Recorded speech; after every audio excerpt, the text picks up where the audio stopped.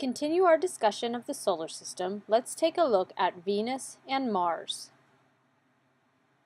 We discussed Mercury last time, and we discussed Earth in its own separate unit, so Venus and Mars will round out our discussion of the terrestrial worlds.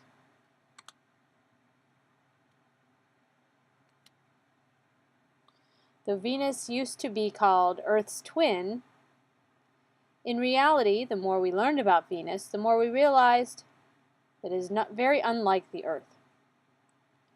It is nearly the size of the Earth.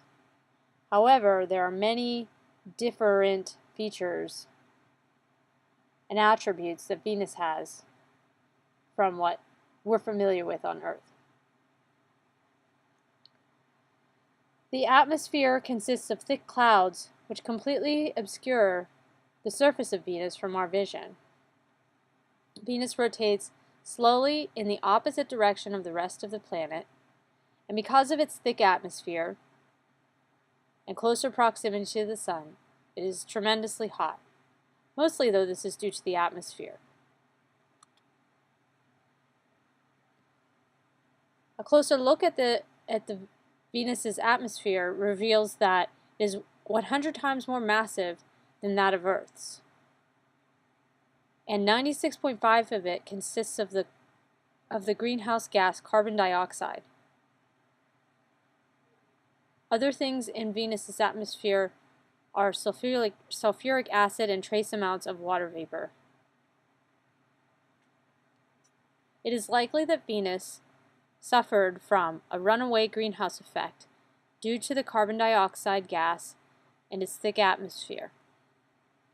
By runaway greenhouse effect, we mean that the greenhouse effect effectively warmed the surface and kept warming it in sort of a domino effect that got out of control,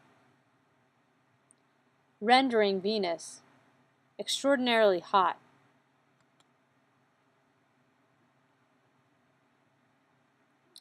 The Venera spacecraft have managed to image the surface of Venus. This is no small feat because of the intense pressure and hot temperatures which are enough to melt lead.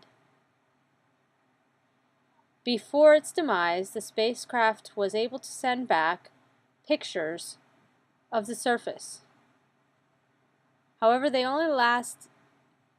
spacecraft only lasted about an hour due to the horrific conditions on the surface of Venus.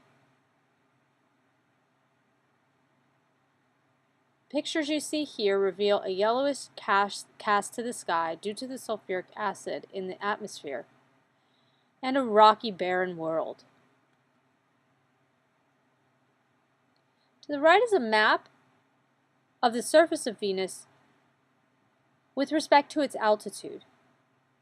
So don't be confused. The bluish regions and greenish regions are not like what we depict on many globes as blue being water and green being land. This instead just shows the topological features so that blue or purple regions are very low-lying regions, whereas the red and brown regions are what we would call the highlands.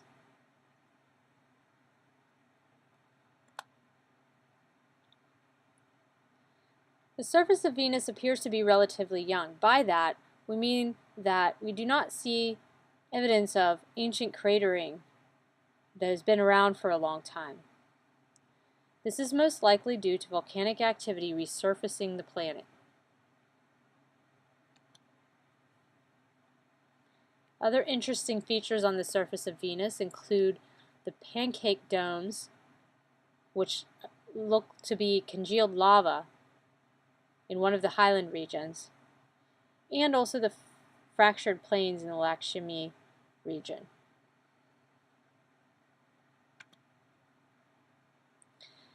As mentioned earlier, Venus rotates the opposite direction of the rest of the planets on its axis, and it does so very slowly. It takes 243 days to complete one rotation. In this time, Venus has gone more than halfway around its year, or its orbit around the Sun.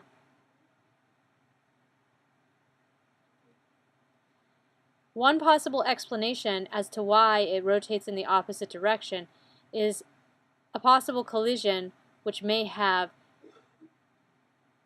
knocked it into a different rotation.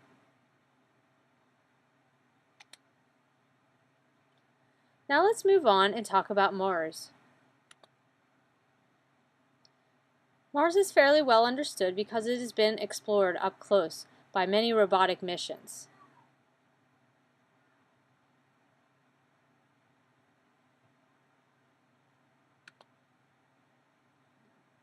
There are some really picturesque features on Mars, such as Valles Marineris, which is a huge canyon which stretches for many miles across the face of the planet. Indeed, it is as wide as the continental United States. Mars is also home to the largest mountain in the entire solar system, Olympus Mons. Mars also has polar ice caps, as does the Earth,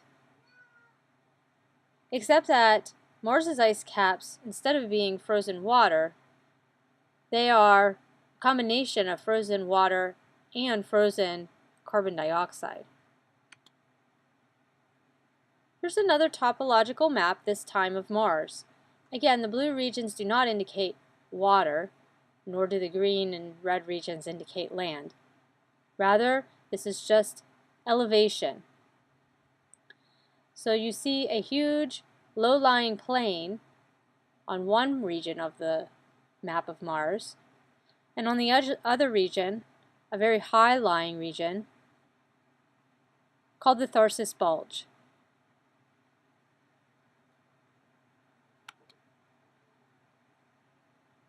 Looking closer at Olympus Mons, again, it is the tallest mountain in the solar system.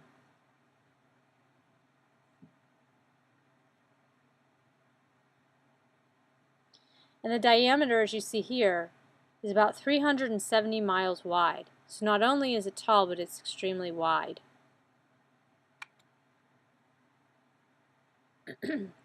Another feature on Mars are what appear to be dune fields, windblown surfaces, similar to those found on Earth. It's interesting to note that in contemporary folklore, dust storms on Mars are sometimes depicted as being catastrophic for any explorers to Mars, but actually due to Mars's thin atmosphere, though they look tremendous, they are not very powerful and could not cause you very much damage. In other words, you would not be swept off your feet by the winds on Mars, even though they have dramatic effects on the surface.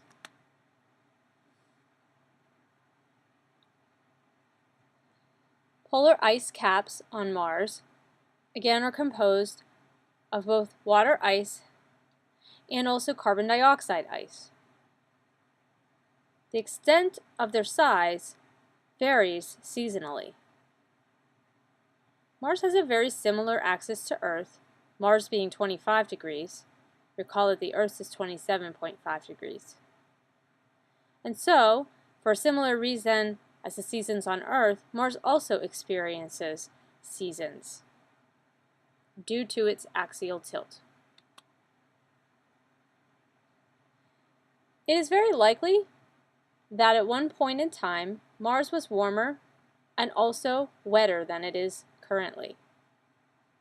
There's evidence for liquid water on the surface of Mars. Liquid water in the past, that is.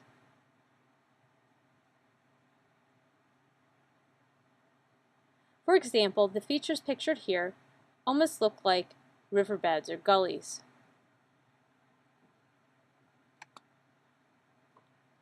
And here you see craters which almost look like mud that was splashed. or these features which resemble ice flows. Here's another splash crater. Look at the material indicated by the purple arrows where it says material squished out by impact. And think of dropping a stone into wet mud. It might look similar, indicating that the surface was probably wet when this crater struck the surface. Here are some gullies which look like they were clearly made by running water. So what happened to the water? We only see the features, but not the water itself. It's possible that some water is trapped in permafrost below the surface of Mars, but it's most likely that most of the water escaped to space.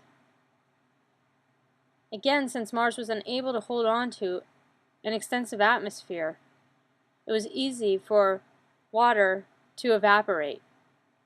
This is because ultraviolet radiation can break up water molecules, separating out the hydrogen and oxygen and allowing the hydrogen to escape to space.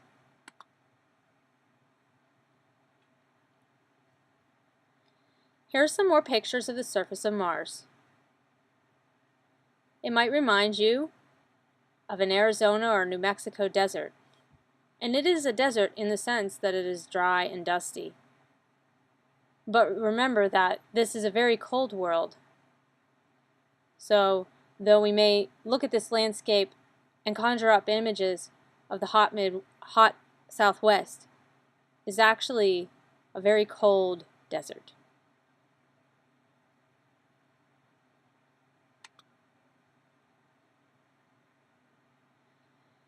The little atmosphere that Mars does has is different in composition from the Earth's. It is mostly carbon dioxide and a little bit of nitrogen. You may wonder then, if it is mostly carbon dioxide, a greenhouse gas, why is it so cold? Well, that is because the atmosphere is so thin that even though it is composed mainly of a greenhouse gas, there isn't enough quantity to be sufficient to give it much of a greenhouse effect.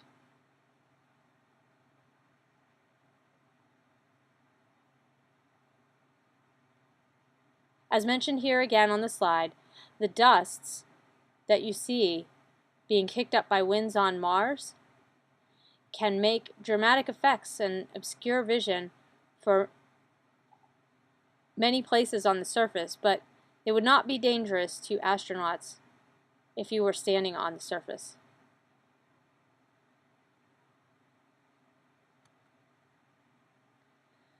Mars has 2 moons that orbit it. They are called Phobos and Deimos. In all likelihood, these are actually captured asteroids. Remember that between the orbit of Mars and Jupiter is the asteroid belt. And if an asteroid managed to wander close enough to Mars, it may become gravitationally bound to it. This is probably the story of where Mars got its moons Phobos and Deimos.